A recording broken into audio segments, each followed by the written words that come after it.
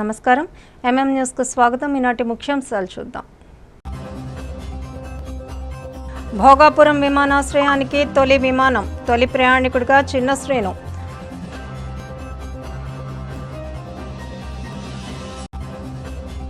సాలూరులో విషాదం, పాఠశాల ప్రహరీ గోడ కూలి బాలుడు మృతి.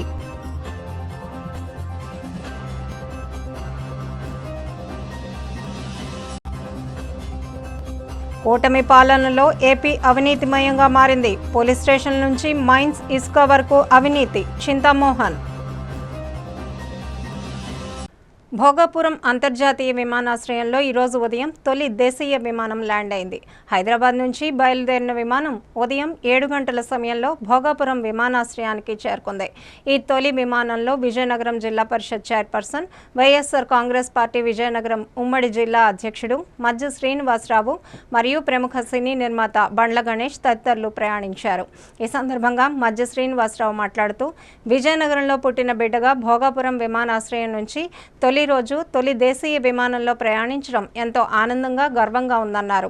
భోగాపురం విమానాశ్రయం ప్రారంభమై విమానాలు రాకపోకలు సాగించడం ఉత్తరాంధ్ర అభివృద్ధికి శుభసూచకమని పేర్కొన్నారు. భోగాపురం విమానాశ్రయం అందుబాటులోకి రావడంతో విజయనగరం, విశాఖపట్నం, శ్రీకాకుళం, పార్వతీపురం, మన్యం జిల్లాల ప్రజలకు విమాన ప్రయాణం మరింత సులభతరం కానుందని తెలిపారు. విమానాశ్రయం ద్వారా ఈ ప్రాంతంలో పర్యాటకం, పరిశ్రమలు, వాణిజ్యం, ఉపాధి అవకాశాలు మరింతగా అభివృద్ధి చెందుతాయని మజ్జి శ్రీనివాసరావు ఆశాభావం వ్యక్తం చేశారు.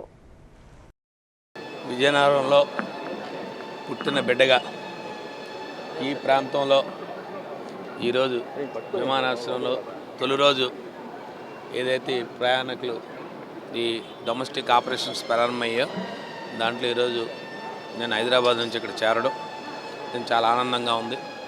మరి ఉత్తరాంధ్రకే తలమానికమైనటువంటి ఇది ముఖ్యంగా విజయనగరం ప్రాంతంలో ఇవాళ మార్నింగ్ ఫ్లైట్ టేకాఫ్ అయినప్పుడు ఎయిర్ హోస్టెస్ వచ్చి విశాఖపట్నం అండ్ భోగాపురం అని చెప్తే చాలా ఆనందంగా ఉంది.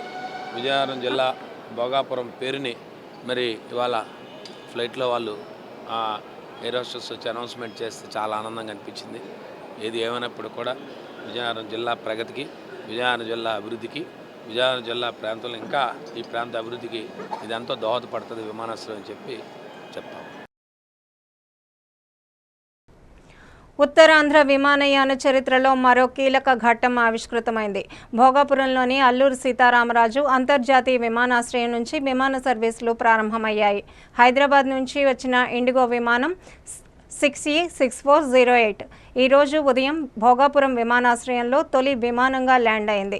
విమానాశ్రయ అధికారులు, సిబ్బంది తొలి విమానానికి ఘన స్వాగతం పలికారు. తొలి విమానం రాకతో భోగాపురం ఎయిర్పోర్ట్లో సందడి నెలకొంది. పర్యాటకులకు, విమాన సిబ్బందికి అధికారులు స్వాగతం పలికారు. అనంతరం ఉదయం 7:30 గంటలకు అదే విమానం భోగాపురం నుంచి హైదరాబాద్కు బయలుదేరింది. ఇదే క్రమంలో ఈరోజు ఉదయం 8 గంటలకు బెంగళూరు, 8:20 గంటలకు ఢిల్లీ, 8:50 గంటలకు గోవాకు విమాన సర్వీసులు బయలుదేరాయి. భోగాపురం విమానాశ్రయం నుంచి వాణిజ్య విమాన సర్వీసులు ప్రారంభం కావడంతో ఉత్తరాంధ్ర ప్రజల చిరకాల స్వప్నం సాకారమైందని పలువురు పేర్కొన్నారు. విమానాశ్రయం కార్యకలాపాలు పూర్తి స్థాయిలో అందుబాటులోకి రావడంతో విశాఖపట్నం, విజయనగరం, శ్రీకాకుళం, పార్వతీపురం, మన్యం జిల్లాలతో పాటు ఒడిశా సరిహద్దు ప్రాంతాల పర్యాటకులకు విమాన ప్రయాణం మరింత సులభతరం కానుంది. విజయనగరంలో ఈరోజు నిర్వహించిన ప్రజా సమస్యల పరిష్కార వేదికకు అర్జీలు వెల్లువెత్తాయి. జిల్లా collector S Ramasundar Reddy, joint collector సేదు మాధవన్ ప్రజల నుంచి అర్జీలను స్వీకరించారు. జిల్లాలోని వివిధ ప్రాంతాల నుంచి వచ్చిన ప్రజలు తమ సమస్యలను అధికారుల దృష్టికి తీసుకువచ్చారు. భూ సమస్యలు, పింఛన్లు, ఇళ్ల స్థలాలు, రహదారులు, పారిశుద్ధ్యం, మౌలిక వస్తువులు తదితర అంశాలపై అర్జీలు సమర్పించారు. ప్రజలు అందజేసిన ప్రతి అర్జీని పరిశీలించి సంబంధిత శాఖల అధికారులతో సమన్వయం చేసుకుని సమస్యలను పరిష్కరించాలని కలెక్టర్ రామసుందర్ రెడ్డి అధికారులను ఆదేశించారు. అర్జీల పరిష్కారంలో జాప్యం చేయకుండా నిర్ణీత గడువులోగా చర్యలు తీసుకోవాలని సూచించారు. ప్రజలకు మెరుగైన సేవలు అందించడమే ప్రభుత్వ లక్ష్యమని అధికారులు పేర్కొన్నారు. సారిపల్లి హౌసింగ్ లేఅవుట్లో నెలకొన్న మౌలిక వస్తువుల సమస్యలను పరిష్కరించాలని కోరుతూ ఈరోజు నిర్వహించిన పీజీఆర్ఎస్లో జిల్లా కలెక్టర్ రామసుందర్ రెడ్డి జాయింట్ కలెక్టర్కు నివాసితులు వినతిపత్రం సమర్పించారు. సారిపల్లి గృహ సముదాయంలో సుమారు 400 కుటుంబాలు నివసిస్తున్నప్పటికీ త్రాగునీరు, వీధి దీపాలు, రోడ్లు, డ్రైనేజీ, పారిశుద్ధ్యం వంటి కనీస సౌకర్యాలు లేక తీవ్ర ఇబ్బందులు పడుతున్నామని వారు తెలిపారు. తమ ప్రాంతం ఏ పరిపాలనా పరిధిలోకి వస్తుందనే అంశంపై స్పష్టత లేకపోవడంతో సమస్యల పరిష్కారంలో జాప్యం జరుగుతోందని పేర్కొన్నారు. వీధి దీపాలు లేకపోవడంతో రాత్రి వేళల్లో భద్రతాపరమైన సమస్యలు ఎదురవుతున్నాయని, మహిళలు, వృద్ధులు, చిన్నారులు ఇబ్బందులు పడుతున్నారని తెలిపారు. సచివాలయం, రేషన్ డిపో లేకపోవడంతో పెన్షన్, రేషన్ సరుకుల కోసం దూర ప్రాంతాలకు వెళ్లాల్సి వస్తోందని ఆవేదన వ్యక్తం చేశారు. సారిపల్లి గృహ సముదాయం ఏ నియోజకవర్గం, మున్సిపాలిటీ లేదా పంచాయతీ పరిధిలోకి వస్తుందో అధికారికంగా స్పష్టం చేసి సంబంధిత శాఖల ద్వారా తక్షణమే మౌలిక వస్తువులు కల్పించాలని కలెక్టర్ జేసీని కోరారు. త్రాగునీరు, వీధి దీపాలు, రోడ్లు, డ్రైనేజీ, పారిశుద్ధ్య సమస్యలను యుద్ధ ప్రాతిపదికన పరిష్కరించాలని విజ్ఞప్తి చేశారు. మాకు రోడ్లు ఇబ్బందిగా ఉన్నాయి, వెళ్ళాలన్నా అవకాశం లేదు. ఇటు నుంచి వెళ్ళిన వాళ్ళు అటు నుంచి వస్తారని మాకు నమ్మకాలు లేవు. ఈ మధ్యన ఇదిగో ఇలాంటివి కూడా జరుగుతున్నాయి. మేము ఆడవాళ్ళమై ఉన్నాం, ఎలాగెళ్ళేసి ఎలాగొస్తాం మాకు చెప్పండి. మరి మేము ఎలాగెళ్తాము, ఎలా లేదు. లైట్లు చూస్తే లైట్లు లేవు, అదంతా పొట్లు పాములు ఏ పాములు ఎటు వస్తుందో పిల్లలు ఆడుకోవడానికి అవకాశం లేదు. మరి రోడ్లు లేదు, మరి సౌకర్యం లేకుండా మేము ఇంత డబ్బు కట్టుకొని, ఇంత లోన్ కట్టుకొని మాకు ఏటి ఉపయోగం? మరి ఇల్లు ఇచ్చారంటే మనం వాళ్ళు ఉత్తరి ఇచ్చారా ఏంటి? మేము డబ్బు కడుతున్నాం కాబట్టి ఇచ్చారు కదా, లోన్ మీదే కదా ఇచ్చారు. మాకు సౌకర్యం లేకపోతే మేము ఏం చేసుకోవాలి సార్? మేము ఇంత దూరం వచ్చామంటే దేనికి వచ్చాం? మా పిల్లలు బాగుంటారు, మనం బాగుంటాం, ఇల్లు ఇక్కడ అక్కడ రెంట్ లేట్ కట్టుకుంటామని. మరి రోడ్లు బాగాలేక వెళ్ళడానికి భయం పడేసి గంజాయి బ్యాచ్ గురించి, దీని గురించి, దాని గురించి అని గంజాయి బ్యాచ్ అని లేదన్నది మాకు అనవసరం సార్. ఏదైనా మాకు సౌకర్యం అయితే కావాలి. కానీ మా సారిపల్లి కిటుక హౌస్ గత ప్రభుత్వంలో చంద్రబాబు గారు ఇచ్చింది, ఇప్పటికీ డెవలప్ చేయలేదు. కానీ మా అవకతవకలు చాలా బాధపడి మేము బ్యాంకులకు వడ్డీలు కట్టుకోలేక రుణమాఫీలు చేస్తానన్నారు, అవి కూడా చేయట్లేదు. ఈ సారిపల్లి ఎటుకు చెందింది అనేది కూడా మాకేమి ఇప్పటికి డీటెయిల్ ఇవ్వట్లేదు. నెల్లిమర్లు అంటున్నారు కొంతమంది, తర్వాత విజయనగరం మున్సిపల్ ఆఫీస్ అంటున్నారు. మా కట్టుకిటికి మధ్యలో చేయిస్తారు. ఏదైనా సరే మీరు కల్పిస్తారు, మా ప్రజలకు న్యాయం చేస్తారని మిమ్మల్ని కోరుకుంటున్నాము. అక్కడ చాలా దారుణంగా కొట్టడాలు, తిట్టడాలు, చేయడాలు, ఆడవాళ్ళు కూడా జడిసిపోతున్నారు. రానాకి చాలా దారుణంగా ఉందండి. దయచేసి కలెక్టర్ గారికి మేము మనవి చేసి మేము చెప్పుకుంటున్నాం మా బాధని. మీరు అర్థం చేసుకొని మమ్మల్ని కూడా పట్టించుకోండి. ఎమ్మెల్యే గారికి కూడాను తెలియపరుస్తున్నాము. విజయనగరం పట్టణ ప్రజలకు త్రాగునీరు అందిస్తున్న ముసిడిపల్లి, రామతీర్థాలు, నెల్లిమల్ల, కుదిపి, థామస్పేట పంప్ హౌస్లలో పనిచేస్తున్న కార్మికులకు టెండర్లో పొందుపరిచిన నిబంధనల ప్రకారం వేతనాలు చెల్లించాలని, పెండింగ్లో ఉన్న జీతాలను వెంటనే విడుదల చేయాలని కోరుతూ AP municipal workers and employees union ఆధ్వర్యంలో ఈరోజు కలెక్టరేట్, నగరపాలక సంస్థ గ్రీవెన్స్లో వినతి పత్రాలు అందజేశారు. ఈ సందర్భంగా సిఐటియు జిల్లా ప్రధాన కార్యదర్శి ఏ జగన్మోహన్ రావు మాట్లాడుతూ 20 నుంచి 25 ఏళ్లుగా పంప్ హౌస్లో పనిచేస్తున్న కార్మికులను ఆప్కాస్లో చేర్చకపోవడంతో తీవ్రంగా నష్టపోతున్నారని ఆవేదన వ్యక్తం చేశారు. థర్డ్ పార్టీ కాంట్రాక్టర్ సైతం సకాలంలో జీతాలు చెల్లించడం లేదని, టెండర్లో పొందుపరిచిన విధంగా వేతనాలు అందడం లేదని ఆరోపించారు. 2025 అక్టోబర్లో టెండర్ ఫైనల్ అయినప్పటికీ ఇప్పటి వరకు పెరిగిన వేతనాలను కార్మికులకు చెల్లించడం లేదని తెలిపారు. మే, జూన్ నుంచి బకాయి ఉన్న జీతాలను వెంటనే చెల్లించడంతో పాటు టెండర్ ప్రకారం వేతనాలు అమలు చేసేలా అధికారులు చర్యలు తీసుకోవాలని కోరారు. వినతి పత్రంపై అధికారులు సానుకూలంగా స్పందించి బకాయి జీతాల చెల్లింపునకు చర్యలు తీసుకుంటామని హామీ ఇచ్చారని తెలిపారు. అదేవిధంగా municipal engineering, non pH, APCOS కార్మికులకు సంక్షేమ పథకాలు అమలు చేయాలని, ఫిట్టర్ నియామకాల్లో సీనియారిటీ పాటించాలని డిమాండ్ చేశారు. 2 ఏళ్ల క్రితం రోడ్డు ప్రమాదంలో మృతి చెందిన సుంకర సన్యాసి నాయుడు కుటుంబంలో ఒకరికి ఉద్యోగం కల్పించాలని కోరారు. ఈ కార్యక్రమంలో యూనియన్ నాయకులు మురళి, నారాయణరావు, రాజు, అప్పారావు, రమేష్ తదితరులు పాల్గొన్నారు. మున్సిపల్ పట్టణ ప్రజానీకానికి త్రాగునీరు అందిస్తున్నటువంటి నెల్లిమర్ల, ముసిడిపల్లి, రామతీర్థాలు, కుదిపి, థామస్పేట పంప్ హౌసుల్లో 70 మంది కార్మికులు పనిచేస్తున్నారు. ఈ 70 మంది గత 20 నుంచి 25 సంవత్సరాలుగా పనిచేస్తున్న వీళ్ళని ఆప్కాస్లో చేర్చకపోవడం వల్ల తీవ్రమైనటువంటి అన్యాయం జరిగింది. ఆప్కాస్ కార్మికుల తాలూకు జీతాలు వీళ్ళకి ఇవ్వడం లేదు. థర్డ్ పార్టీలో కొనసాగుతున్నారు. థర్డ్ పార్టీలో కూడా టెండర్ ప్రకారం జీతం చెల్లించకపోతే గత కలెక్టర్ గారు అంబేద్కర్ గారు ఉండేటప్పుడు రిప్రజెంటేషన్ చేసి అంబేద్కర్ గారు కలెక్టర్ గారు ప్రకటించినటువంటి కనీస వేతనాన్ని వీళ్ళకి అమలు చేయండి అంటే అది కౌన్సిల్లో తీర్మానం చేసి అప్రూవల్ చేశారు. అప్రూవల్ అయినటువంటి పెరిగినటువంటి వేతనాలు కూడా ఈరోజు పంప్ హౌస్ కార్మికులకి కాంట్రాక్టర్ గారు చెల్లించడం లేదు. మే, జూన్, జూలై, ఆగస్టు 4 నెలలుగా జీతాలు బకాయిలు ఉన్నాయి. మరి ఈ 4 నెలలుగా జీతాలు చెల్లించకపోతే వాళ్ళ కుటుంబాన్ని ఏ విధంగా పోషిస్తారు, వీళ్ళు ఏ విధంగా పని చేయగలుగుతారని చెప్పేసి మేము అడుగుతున్నాం. ముఖ్యంగా వీళ్ళకి సెలవంటూ ఏమి ఉండదు. 366 రోజులు పని చేయాల్సినటువంటి పరిస్థితి ఉంది. 24 గంటలు అత్యవసర సర్వీస్ అందిస్తున్నారు. పురాతన పైప్ లైన్లు కావడంతో ఇటీవల కాలంలో ఎక్కడికక్కడ పైప్ లైన్లు బరస్ట్ అవుతున్నటువంటి నేపథ్యంలో రాత్రి పగలు కష్టపడి పనిచేస్తున్నారు. మరి వీళ్ళ కష్టానికి తగ్గట్టు జీతం చెల్లించకపోతే ఈరోజు ఏ విధంగా వాళ్ళ కుటుంబాలను పోషించుకోగలరు, గౌరవంగా ఏ విధంగా జీవించగలరు అని చెప్పేసి మేము అడుగుతున్నాం.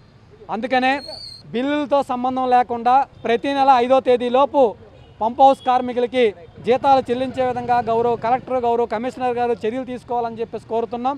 అలాగే వీళ్ళకి ఉద్యోగ భద్రత కావాలని చెప్పేసి అడుగుతున్నాం. అధికారులకి తెలియజేస్తున్నాం. పరిష్కారం కాకపోతే భవిష్యత్తులో దీనిపైన పెద్ద ఎత్తున ఆందోళన సిద్ధం కాబోతున్నాం అని చెప్పి ఈ సందర్భంగా హెచ్చరిస్తున్నాం. ప్రభుత్వ పాఠశాలలు, కళాశాలలో పనిచేస్తున్న స్కూల్ ఆయాలు, వాచ్మెన్లకు 4 నెలలుగా పెండింగ్లో ఉన్న జీతాలను వెంటనే చెల్లించాలని, మధ్యాహ్న భోజన పథకం కార్మికులకు జూన్, జూలై నెలల బిల్లులు, జీతాలు తక్షణమే విడుదల చేయాలని కోరుతూ సిఐటియు ఆధ్వర్యంలో ఈరోజు గ్రీవెన్స్ జాయింట్ కలెక్టర్కు వినతిపత్రం అందజేశారు. అనంతరం యూనియన్ నాయకురాలు లక్ష్మి మాట్లాడుతూ మధ్యాహ్న భోజన కార్మికులకు నెలకు 3,000 అంటే రోజుకు 100 రూపాయలు చొప్పున గౌరవ వేతనం చెల్లిస్తున్నారని, ఈ వేతనాలు ఉపాధి హామీ కూలీల రోజువారీ వేతనం కంటే కూడా తక్కువగా ఉంటాయని ఆవేదన వ్యక్తం చేశారు. మధ్యాహ్న భోజన కార్మికులకు ఏప్రిల్ నుంచి బకాయిలు ఉండడంతో తీవ్ర ఇబ్బందులు ఎదుర్కొంటున్నారని తెలిపారు. బిల్లులు సకాలంలో చెల్లించడంతో కిరాణా, కూరగాయల వ్యాపారులు సరుకులు ఇవ్వడం లేదని, దీంతో కార్మికులు చేతి డబ్బులు పెట్టి విద్యార్థులకు వంట చేయాల్సి వస్తోందని ఆవేదన వ్యక్తం చేశారు. పాఠశాలకు గ్యాస్ను ఉచితంగా సరఫరా చేయాలని డిమాండ్ చేశారు. గ్యాస్ కనెక్షన్ లేని ఏజెన్సీలకు కలెక్టర్ అనుమతితో వెంటనే కనెక్షన్లు మంజూరు చేయాలని కోరారు. విద్యార్థుల సంఖ్య తగ్గిందనే కారణంతో హైస్కూళ్లలో ఆయాలను తొలగిస్తున్నారని, దీనివల్ల వారు ఉపాధి కోల్పోవడంతో పాటు పనిచేస్తున్న ఆయాలపై అదనపు పనిభారం పడుతోందని తెలిపారు. అలాగే ఆయాకు నెలకు కనీసం 2 సెలవులు మంజూరు చేయాలని సిఐటియు నాయకులు డిమాండ్ చేశారు. కార్మికుల సమస్యలను ప్రభుత్వం తక్షణమే పరిష్కరించి పెండింగ్ జీతాలు, బిల్లులను విడుదల చేయాలని కోరారు. వినతిపత్రం అందజేసిన వారిలో యూనియన్ కార్యదర్శి వై నందిని, నాయకులు ఉమా, పార్వతి తదితరులు పాల్గొన్నారు. పార్వతీపురం మన్యం జిల్లా సాలూరు పట్టణంలోని ప్రభుత్వ ఉన్నత పాఠశాలలో విషాద సంఘటన చోటు చేసుకుంది. పాఠశాల ప్రహరీ గోడ కూలడంతో 10వ తరగతి విద్యార్థి తుపాకుల అరుణతేజ మృతి చెందగా 9వ తరగతి విద్యార్థి సొండి యాకోబు తీవ్రంగా గాయపడ్డాడు.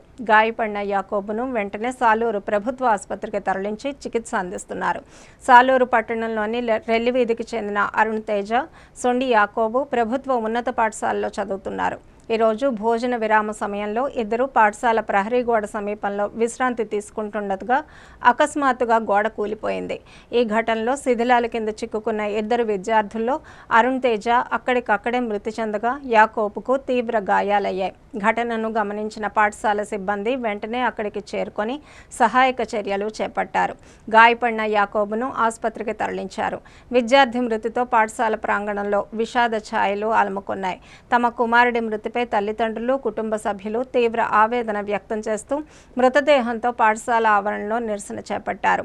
పాఠశాల ప్రహరీ గోడ పరిస్థితిపై అధికారులు ముందుగానే చర్యలు తీసుకుని ఉంటే ఈ ప్రమాదం జరిగేది కాదని వారు ఆవేదన వ్యక్తం చేశారు. సమాచారం అందుకున్న పోలీసులు ఘటనా స్థలానికి చేరుకొని పరిస్థితిని పరిశీలించారు. ఘటనపై కేసు నమోదు చేసి దర్యాప్తు చేస్తున్నారు. పాఠశాల ప్రహరీ గోడ కూలడానికి గల కారణాలపై అధికారులు విచారణ చేపట్టాల్సి ఉంది. మున్సిపల్ కార్మికుల సమస్యలను అసెంబ్లీ సమావేశాల్లో చర్చించి వారి సమస్యలకు తక్షణమే పరిష్కారం చూపాలని డిమాండ్ చేస్తూ పాలకొండలో సిఐటియు ఆధ్వర్యంలో మున్సిపల్ కార్మికులు ర్యాలీ నిర్వహించారు. ఈ సందర్భంగా కార్మికులు తమ సమస్యలను పరిష్కరించాలని నినాదాలు చేస్తూ నిరసన చేశారు.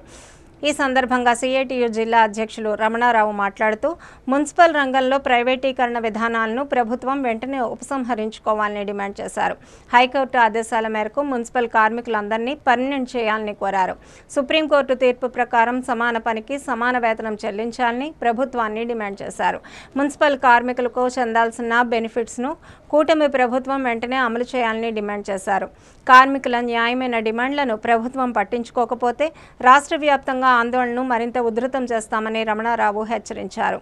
కార్మికుల హక్కుల సాధన కోసం ఐక్యంగా పోరాడాలని ఆయన పిలుపునిచ్చారు. ప్రముఖ ఆధ్యాత్మిక గురువు, మానవతావాది, ఆర్ట్ ఆఫ్ లివింగ్ ఫౌండేషన్ వ్యవస్థాపకుడు గురుదేవ్ శ్రీ రవిశంకర్ భోగాపురంలో జిఎంఆర్ వరలక్ష్మి ఫౌండేషన్ ఆధ్వర్యంలో ఏర్పాటు చేసిన నైపుణ్యాభివృద్ధి కేంద్రాన్ని ప్రారంభించారు. ఈ సందర్భంగా కేంద్రంలోని యువ శిక్షణాధికారులు, శిక్షార్థులు, సిబ్బందితో ఆయన ముచ్చటించారు. శిక్షణ కార్యక్రమాలు, యువత ఆశయాలు, భవిష్యత్ అవకాశాల గురించి తెలుసుకున్నారు. అందుబాటులో ఉన్న అవకాశాలను సద్వినియోగం చేసుకుని నైపుణ్యాలను పెంపొందించుకోవాలని యువతకు సూచించారు. స్థానిక యువతకు నైపుణ్యాలు, ఉపాధి, సుస్థిర జీవనోపాధి కల్పించడం ద్వారా వారిని సాధికారత దిశగా నడిపించడమే ఈ కేంద్రం ప్రధాన లక్ష్యమని గురుదేవ్ పేర్కొన్నారు. మారుమూల, వెనుకబడిన ప్రాంతాలకు చెందిన యువతకు ఉపాధి అవకాశాలు కల్పించడంలో ఇటువంటి శిక్షణ కేంద్రాలు కీలక పాత్ర పోషిస్తాయని అన్నారు. విమానాశ్రయాన్ని సందర్శించిన గురుదేవ్ భోగాపురం పర్యటనలో భాగంగా గురుదేవ్ శ్రీ రవిశంకర్ అల్లూరి సీతారామరాజు అంతర్జాతీయ విమానాశ్రయాన్ని కూడా సందర్శించారు. GMR group chairman Shri GM Rao స్వయంగా ఆయనకు విమానాశ్రయంలో మార్గనిర్దేశం చేశారు. విమానాశ్రయ అభివృద్ధి, మౌలిక వస్తువులు, ఉత్తర కోస్తా ప్రాంతానికి నూతన విమానయాన ద్వారంగా దాని ప్రాధాన్యతను వివరించారు. జిఎంఆర్ గ్రూప్ కార్పొరేట్ సామాజిక బాధ్యత విభాగమైన జిఎంఆర్ విఎఫ్ విమానాశ్రయం పరిసర ప్రాంతాల్లో సామాజిక అభివృద్ధి కార్యక్రమాలను మరింత విస్తరిస్తోంది. ఇందులో భాగంగా ఏర్పాటు చేసిన ప్రత్యేక నైపుణ్యాభివృద్ధి కేంద్రంలో ఏటా సుమారు 1000 మంది యువతకు శిక్షణ అందించే సామర్థ్యం ఉంది. పరిశ్రమల అవసరాలకు అనుగుణంగా ఉద్యోగ ఆధారిత శిక్షణ అందించడంతో పాటు శిక్షణ పూర్తి చేసుకున్న యువతను దేశ విదేశాల్లోని ఉపాధి అవకాశాలతో అనుసంధానం చేస్తామని జిఎంఆర్ ప్రతినిధులు తెలిపారు. స్థానిక యువతకు మెరుగైన భవిష్యత్ అవకాశాలు కల్పించడమే తమ లక్ష్యమని పేర్కొన్నారు. రేగిడి మండలం సంకిరిలోని ఇథనాల్ కంపెనీ నుంచి వెలువడుతున్న రసాయన వ్యర్థాలపై రైతులు ఆందోళన వ్యక్తం చేస్తున్నారు. కంపెనీ నుంచి వెలువడుతున్న విష రసాయనాలు చెరువుల్లో కలుస్తుండటంతో వందలాది ఎకరాలు వ్యవసాయ భూములు కలుషితమై పంటలు దెబ్బతింటున్నాయని రైతులు ఆరోపిస్తున్నారు. కాలుష్య నియంత్రణ మండలి నిబంధనలను పట్టించుకోకుండా రసాయన వ్యర్థాలను చెరువు గర్భంలోకి విడిచిపెడుతున్నారని అన్నదాతలు ఆరోపిస్తున్నారు. కలుషితమైన నీరు వ్యవసాయ పొలాల్లోకి చేరడంతో భూసారం తగ్గిపోతోందని, పంట దిగుబడులు దెబ్బతింటున్నాయని ఆవేదన వ్యక్తం చేస్తున్నారు. మరోవైపు ఈ విషజలాల కారణంగా 5 గ్రామాల్లో మూగజీవాలు మృత్యువాత పడుతున్నాయని స్థానికులు ఆరోపిస్తున్నారు. దీంతో ప్రజలు, రైతుల్లో ఆందోళన మరింత పెరిగింది. కంపెనీ వ్యర్థాలపై అధికారులు తక్షణమే సమగ్ర విచారణ చేపట్టి కాలుష్యానికి అడ్డుకట్ట వేయాలని రైతులు డిమాండ్ చేస్తున్నారు. ఇప్పటికే పంట నష్టపోయిన రైతులకు నష్టపరిహారం చెల్లించాలని, భవిష్యత్తులో ఇలాంటి ఘటనలకు పునరావృతం కాకుండా కఠిన చర్యలు తీసుకోవాలని అన్నదాతలు కోరుతున్నారు. కాసేపు విరామం.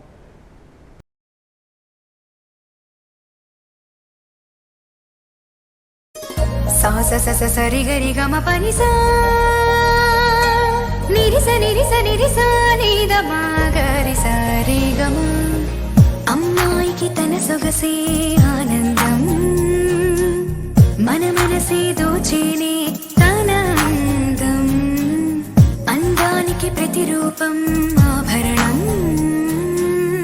ఆభరణం అసలు రూపం Govinda jewellery, Govinda jewellery, Govinda jewellery, Govinda jewellery. సాంప్రదాయ స్వర్ణాభరణాలకు పుట్టినిల్లు మా Govinda jewellery. Govinda jewellery, MG road, Vizianagaram. అందమంటేనే ఆడవాళ్లు, మరి మన ఆడవాళ్లకి మరింత అందం చేకూర్చేది బంగారం. బంగారం కొనడం సులభమే, కానీ నాణ్యమైన బంగారం కొనడం అంత ఈజీ కాదు. సంప్రదాయమైన కలెక్షన్స్, నాణ్యమైన ఆభరణాలు, సామాన్యుడికి కూడా అందుబాటైన ధరలు, నమ్మకమైన పేరు, అది మన ధనలక్ష్మి జ్యువెలర్స్. మా బామ్మ ఎప్పుడు చెప్పేది, ఒక్కసారి ధనలక్ష్మి జ్యువెలర్స్ లో బంగారం కొంటే మళ్ళీ మళ్ళీ కొంటూ ఉంటామని. Dhanalakshmi jewellers, Daba Thota, MG road, Vizianagaram.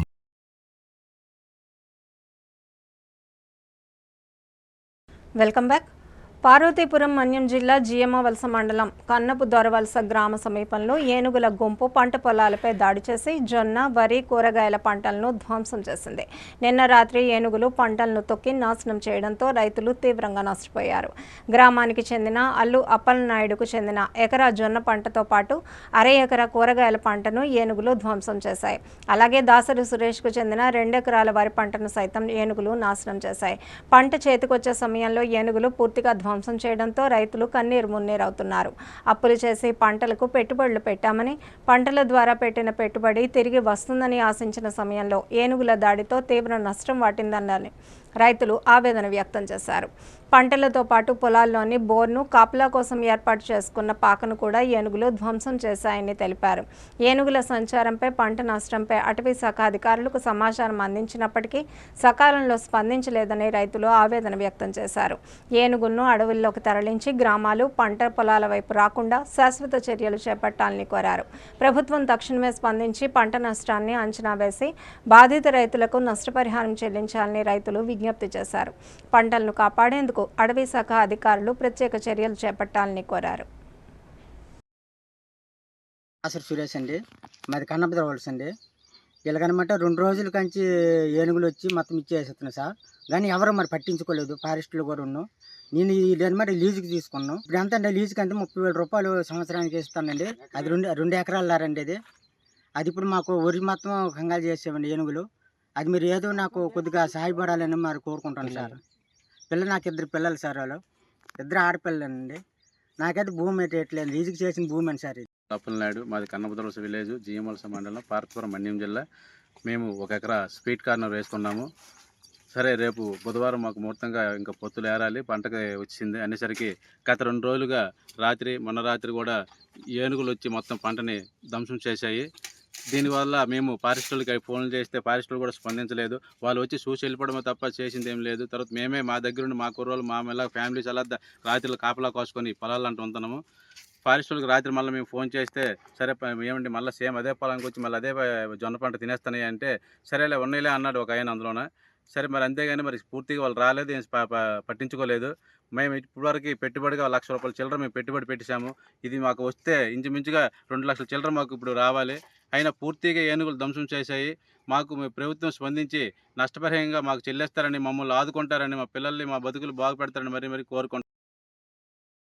కేంద్ర, రాష్ట్ర ప్రభుత్వాల విద్యా వ్యతిరేక విధానాలను తిప్పికొట్టి విద్యార్థుల సమస్యల పరిష్కారానికి ఆగస్టు 20న ఏఎస్ఎఫ్ ఆధ్వర్యంలో నిర్వహించనున్న రాష్ట్ర వ్యాప్త నిరసన ప్రదర్శనలు జయప్రదం చేయాలని ఏఎస్ఎఫ్ రాష్ట్ర సహాయ కార్యదర్శి ఎన్ నాగభూషణం పిలుపునిచ్చారు.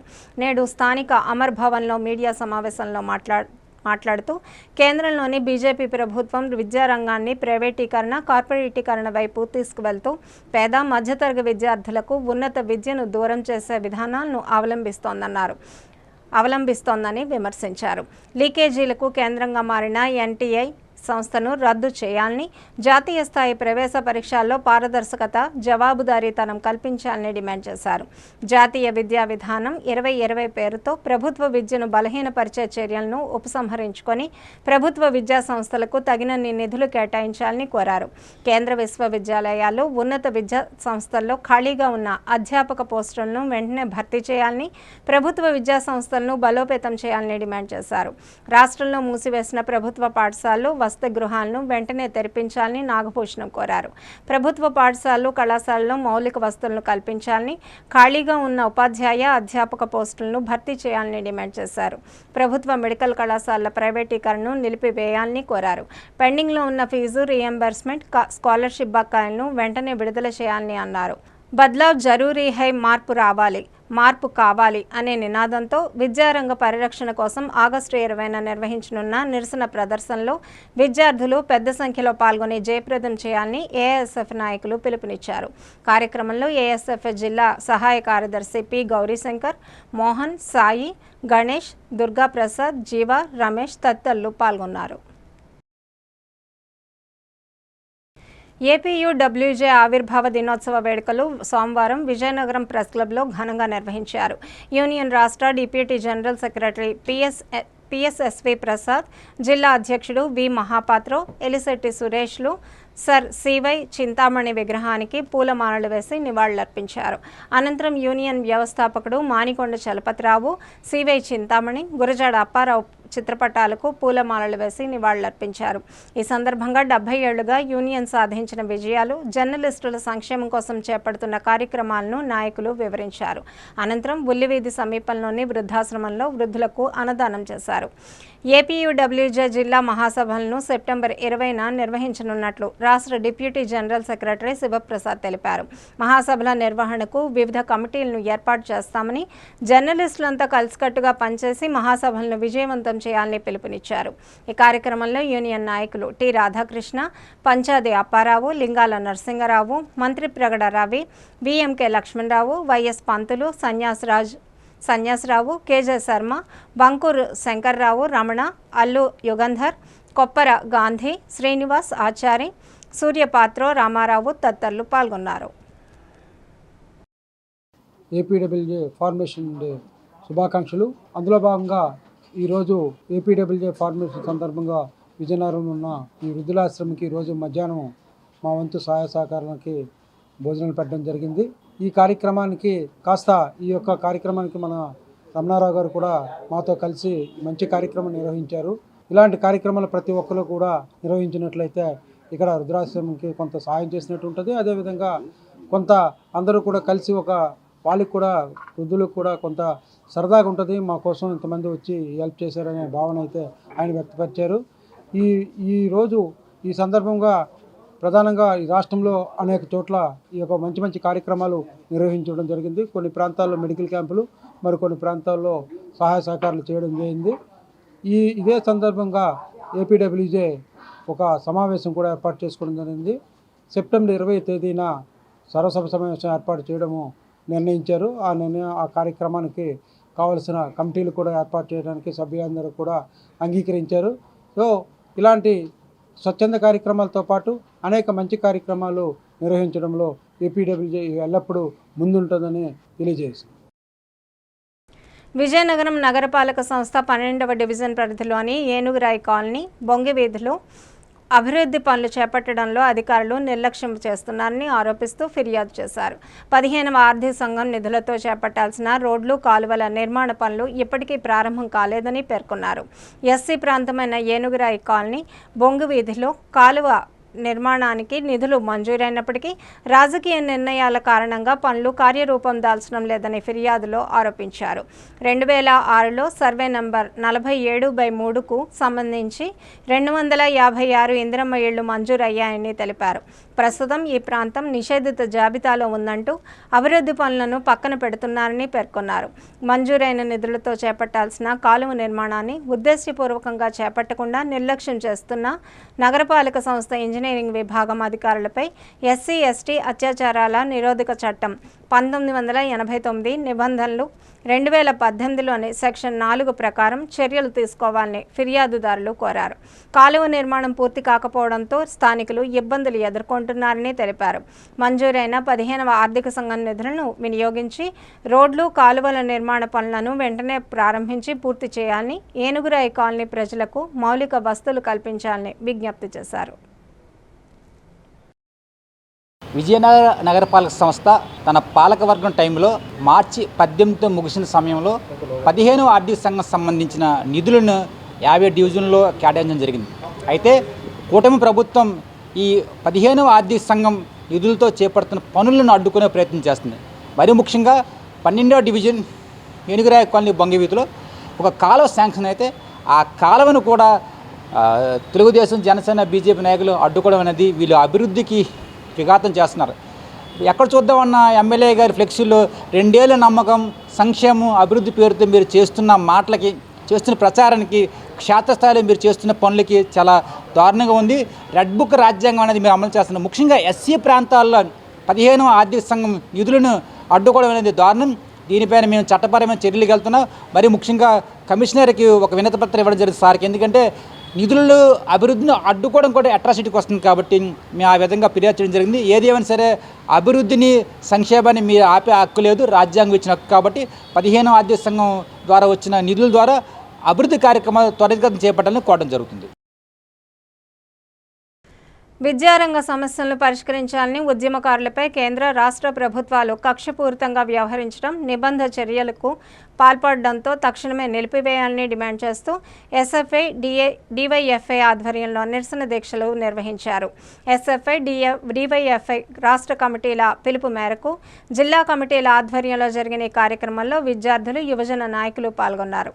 ఈ సందర్భంగా నాయకులు డి రాము మాట్లాడుతూ రాష్ట్ర వ్యాప్తంగా విద్యారంగం రోజురోజుకు అధ్వాన స్థితికి చేరుతోందని ఆందోళన వ్యక్తం చేశారు. నేషనల్ టెస్టింగ్ ఏజెన్సీ ఆధ్వర్యంలో పరీక్షల నిర్వహణలో పేపర్ లీకేజీలు, అవకతవకలు జరుగుతున్నప్పటికీ కేంద్ర ప్రభుత్వం తగిన చర్యలు తీసుకోవడం లేదని విమర్శించారు.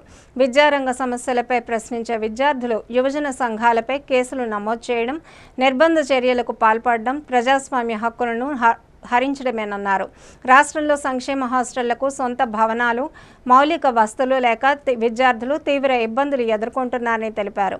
ఫీజు రీయింబర్స్మెంట్ బకాయిల కారణంగా అనేక మంది విద్యార్థులు కళాశాల ఫీజులు చెల్లించలేక సర్టిఫికేట్లు పొందడంలో ఇబ్బందులు పడుతున్నారని పేర్కొన్నారు.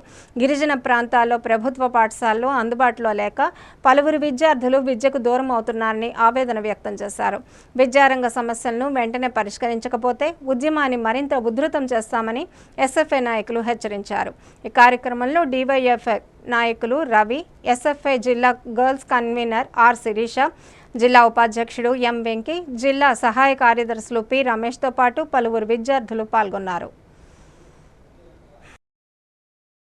నేషనల్ టెస్టింగ్ ఏజెన్సీ యొక్క వైఫల్యం మూలంగా నీట్ పేపర్ లీకేజీ జరిగి 20 మంది విద్యార్థులు చనిపోయారు. ఈ ఉదాంతం ముగియక ముందే ఇంకో పేపర్ లీకేజీతో పాటుగా నేషనల్ టెస్టింగ్ వైఫల్యం వలన నిన్న జరగబోయేటువంటి నెట్కి సంబంధించినటువంటి సోషియాలజీ, ఇంగ్లీషు, కామర్సు పేపర్లను కూడా రద్దు చేయడం జరిగింది పరీక్షలు. ఒకవైపు నేషనల్ టెస్టింగ్ ఏజెన్సీ యొక్క వైఫల్యాన్ని గుర్తించినటువంటి కేంద్ర ప్రభుత్వం నేషనల్ టెస్టింగ్ ఏజెన్సీని కొనసాగించే ప్రయత్నం చేస్తుంది. ఇది ఒక సిగ్గుమాలిన పని చెప్పేసి మేము ఈరోజు అభిప్రాయపడతా ఉన్నాం. ఏదైతే జంతర్ మంతర్ పోరాటంలో పెద్ద ఎత్తున యువత, విద్యార్థులు పాల్గొన్నారో వీళ్ళందరిపైన లాఠీలు జురిపించి రక్తాన్ని ఏరులై పారించినటువంటి నరేంద్ర మోడీ ప్రభుత్వం మరోసారి మేము వీళ్ళందరూ కూడా నా ఫ్రెండ్స్, మీరందరూ కూడా నా బంధువులు కాబట్టి మిమ్మల్ని క్షమించి వదిలేస్తున్నామని చెప్పేసి సవతి తల్లి ప్రేమను కురిపిస్తూ దేశవ్యాప్తంగా ఉన్నటువంటి విద్యా సంఘాల నాయకులపైన, విద్యార్థులపైన కక్షపూరిత వేధింపులకు పాల్పడుతూ ఉంది. ఇది కరెక్ట్ కాదని చెప్పేసి ఎస్ఎఫ్ఐగా ఖండిస్తూ ఉన్నాం. ఇంటర్నేషనల్ భోగాపురం ఎయిర్పోర్ట్లో 15,000 మంది గిరిజనులతో తింసా నృత్యం చేయించి వాళ్ళతో అవార్డులు పొంది దేశం మొత్తం ప్రచారం చేసుకున్నటువంటి ఈ కూటమి ప్రభుత్వం ఈరోజు గిరిజనులకు మీరు ఏం న్యాయం చేస్తున్నారని చెప్పేసి మేము ఈరోజు అడుగుతా ఉన్నాం. వాళ్ళకి ఇవ్వాల్సినటువంటి జీవో 3 విడుదల చేయలేదు. 170 చట్టాన్ని నీరుగారిస్తూ ఉన్నారు. కురిడి, రెడ్డివాణి వలస, మారిక, కుమారం గ్రామాల్లో గిరిజనులకు పాఠశాల భవనాలు లేక ఇబ్బందులు పడుతూ ఉన్నారు. ఇవేవి మీరు పట్టించుకోకుండా విద్యార్థి సంఘాలను కట్టడి చేస్తాం, విద్యార్థుల్ని బెదిరిస్తామని చెప్పేసి బెదిరింపులకు దిగితే ఎస్ఎఫ్ఐ బెదిరిపోయేటువంటి సంఘం కాదు. ఇప్పటికైనా సరే విద్యార్థి సమస్యలను పరిష్కారం చేయాలి. లేని పక్షంలో ఒకప్పుడు నాకు తిరగలేదని చెప్పినటువంటి కాంగ్రెస్ ప్రభుత్వానికి ఎమర్జెన్సీ తర్వాత ఎటువంటి గతి పట్టిందో బీజేపీ ప్రభుత్వానికి కూడా అదే గతి పడుతుందని చెప్పేసి ఎస్ఎఫ్ఐగా హెచ్చరిస్తా ఉన్నాం. నగరపాలక సంస్థ కార్యాలయంలో ఈరోజు నిర్వహించిన ప్రజా సమస్యల పరిష్కార వేదిక కార్యక్రమానికి మొత్తం 8 వినతులు వచ్చాయి. కమిషనర్ బాలస్వామి ఆదేశాల మేరకు ఈ వినతులను ఈఈ ప్రసాద్ స్వీకరించారు. ఇంజనీరింగ్ విభాగానికి సంబంధించి 3 వినతులు, టౌన్ ప్లానింగ్ విభాగానికి 2 వినతులు, ప్రజారోగ్య విభాగానికి 1 వినతి, సచివాలయ విభాగానికి 1 వినతి, రెవెన్యూ విభాగానికి 1 వినతి అందినట్లు అధికారులు తెలిపారు. వచ్చిన ప్రతి సమస్యను సంబంధిత విభాగాల అధికారులు తక్షణమే పరిశీలించి పరిష్కరించాలని కమిషనర్ బాలస్వామి ఆదేశించారు. ప్రజల సమస్యల పరిష్కారంలో ఎలాంటి జాప్యం లేకుండా చర్యలు తీసుకోవాలని సూచించారు. ఈ కార్యక్రమంలో ప్రజారోగ్య అధికారి డాక్టర్ కొండపల్లి సామమూర్తి, వివిధ విభాగాల అధికారులు, సిబ్బంది పాల్గొన్నారు. కార్మికులు, అసంఘటిత రంగ కార్మికుల సమస్యలను పరిష్కరించాలని డిమాండ్ చేస్తూ భారతీయ మజ్దూర్ సంఘ్ ఆధ్వర్యంలో ఈరోజు దేశవ్యాప్తంగా కలెక్టరేట్ల ఎదుట ధర్నా కార్యక్రమాలు నిర్వహించారు. కార్మికుల దీర్ఘకాలిక సమస్యల పరిష్కారానికి ఆగస్టు 15న దేశవ్యాప్తంగా నిరసనలు చేపట్టాలని బీఎంఎస్ నిర్ణయించినట్లు ఆ సంఘం వెల్లడించింది. ఈ సందర్భంగా బీఎంఎస్ నాయకులు మాట్లాడుతూ అసంఘటిత రంగ కార్మికులతో పాటు అన్ని వర్గాల కార్మికులను కనీస వేతనాన్ని నెలకు 30,000గా కేంద్ర ప్రభుత్వం ప్రకటించాలని డిమాండ్ చేశారు. అలాగే ఈఎస్ఐ పరిధిలో కార్మికులకు మెరుగైన వైద్య సదుపాయాలు అందించేందుకు పరిమితిని 50,000 వరకు పెంచాలని కోరారు. కార్మికుల సంక్షేమాన్ని దృష్టిలో ఉంచుకొని పెరుగుతున్న ధరలకు అనుగుణంగా వేతనాలను పెంచాలని, సామాజిక భద్రత కల్పించాలని వారు డిమాండ్ చేశారు. కేంద్ర ప్రభుత్వం కార్మికుల సమస్యలను తక్షణమే పరిష్కరించి న్యాయమైన వేతనాలు, మెరుగైన సామాజిక భద్రత కల్పించాలని కోరారు. రాష్ట్రాన్ని అవినీతిమయమైన ఆంధ్రప్రదేశ్గా మార్చేశారని కేంద్ర మాజీ మంత్రి చింతామోహన్ ఆరోపించారు.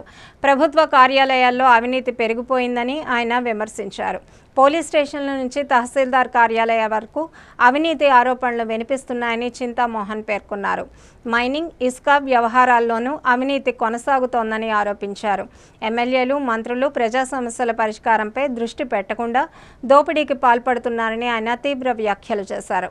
ప్రజలకు పారదర్శకమైన పాలన అందించాల్సిన ప్రభుత్వ వ్యవస్థలు అవినీతి ఆరోపణలకు కేంద్రాలుగా మారడం ఆందోళనకరమని చింతామోహన్ అన్నారు. రాష్ట్రంలో పాలన తీరుపై ప్రజల్లో అసంతృప్తి పెరుగుతోందని పేర్కొన్నారు. మన రాష్ట్ర పరిస్థితులు అధ్వానంగా ఉన్నాయి. 2 కుటుంబాల పరిపాలన సాగుతా ఉంది ఆంధ్రప్రదేశ్ రాష్ట్రం.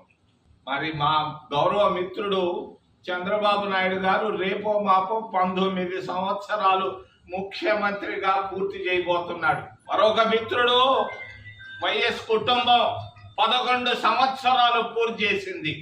ఈ 19 + 11 30 సంవత్సరాలు ఈ 2 కుటుంబాలే పరిపాలన చేస్తున్నాయి. ఈ రోజు ఈ 2 కుటుంబాలు ముఖ్యమంత్రులుగా రాష్ట్రాన్ని 11 లక్షల కోట్ల రూపాయల అప్పుల్లోకి తీసుకెళ్లారు. ఎవరు తీసుకెళ్లారు? 70 సంవత్సరాల ఆంధ్రప్రదేశ్లో 30 సంవత్సరాలు ఈ 2 కుటుంబాలే పరిపాలించాయి. 55,000 కోట్ల రూపాయలు వడ్డీ కట్టుకుంటున్నారు సంవత్సరానికి. ఏమవుతుంది? ఆంధ్రప్రదేశ్ రాష్ట్రం అప్పుల రాష్ట్రంగా తయారు చేసిన ఈ 2 కుటుంబాలు. మరి అంతేకాదు, మరి పరిస్థితుల వీళ్ళు మాత్రం సంపన్నులు అయ్యారు. ఒక ఆయన 100 కోట్ల రూపాయలు సంపాదిస్తే ఇంకొక ఆయన 1000 కోట్ల రూపాయలు సంపాదించారు. ఎక్కడిది ఇది? ప్రజల సొత్తు కాదా? ఏంటి వ్యాపారాలు? ఎక్కడున్నాయి మీ వ్యాపారాలు? ఇన్ని 1000 కోట్ల రూపాయలు వచ్చేదానికి ఇసుక దోచుకుంటున్నాడు, మైన్స్ దోచుకుంటున్నారు. ఆంధ్రప్రదేశ్ రాష్ట్రం అంతా అవినీతిమయంగా తయారైంది. చెప్పుకోక తప్పదు. ఇక వార్తలు ముగించే ముందు ముఖ్యాంశాలు మరోసారి చూద్దాం. భోగాపురం విమానాశ్రయానికి తొలి విమానం, తొలి ప్రయాణికుడిగా చిన్న శ్రీను.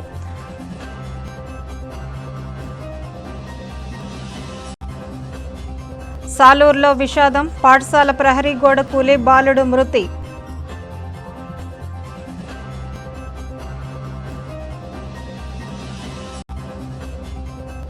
కూటమి పాలనలో ఏపీ అవినీతిమయంగా మారింది. పోలీస్ స్టేషన్ నుంచి మైన్స్, ఇసుక వరకు అవినీతి. చింతామోహన్. వార్తలు సమాప్తం. చూస్తూనే ఉండండి ఎంఎం న్యూస్.